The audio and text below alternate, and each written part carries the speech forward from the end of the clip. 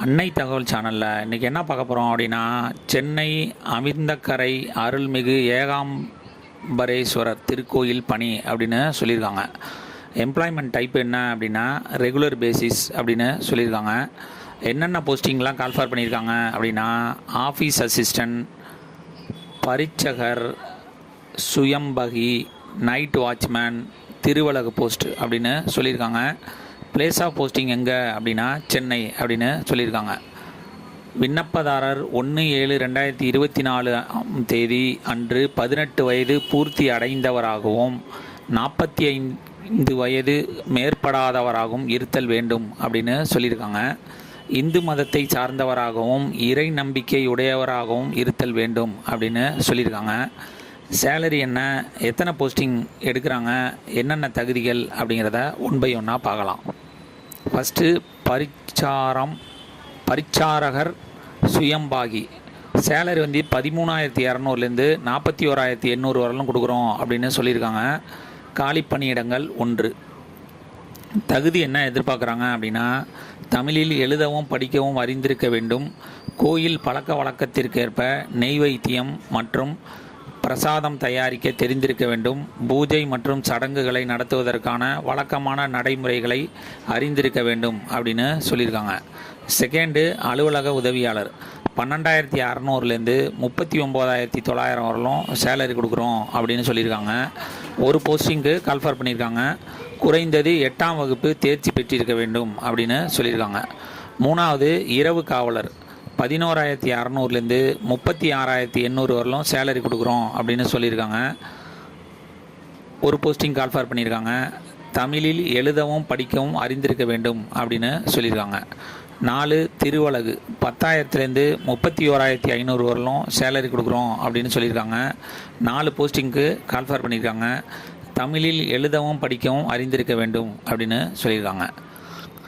விண்ணப்பத்துடன் கல்வி தகுதியிற்குரிய சான்றிதழ்கள் மற்றும் ஆதார் அட்டை நகல், வாக்காளர் அடையாள அட்டை நகல், குடும்ப அட்டை நகல் போன்ற பிற ஆவணங்களுக்கு அரசிதழ் பதிவு பெற்ற அலுவலரிடமிருந்து சான்றொப்பம் அட்டஸ்டட் ஜெராக்ஸ் காப்பி ஒன்லி பெற்று அனுப்ப வேண்டும் அப்படின்னு சொல்லியிருக்காங்க.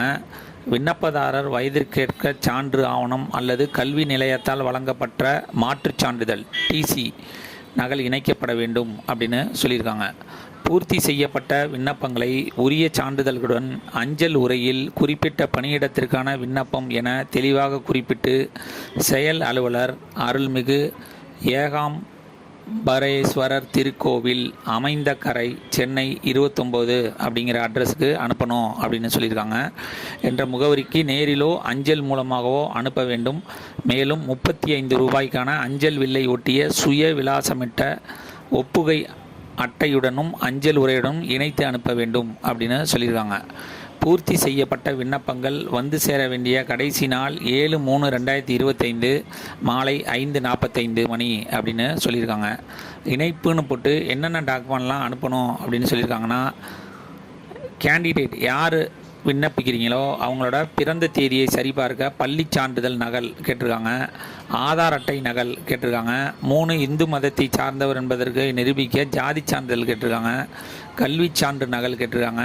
நன்னடத்தை சான்று நகல் கேட்டிருக்காங்க. அனுபவ சான்று நகல் கேட்டிருக்காங்க. கடைசியாக சுய விலாசமிட்ட ரூபாய் 35க்கான அஞ்சல் தலை ஒட்டிய அஞ்சல் உரை அனுப்பணும் அப்படின்னு சொல்லியிருக்காங்க. டிஸ்கிரிப்ஷனில் அப்ளிகேஷன் ஃபார்ம் லிங்க் கொடுத்துருக்கேன்.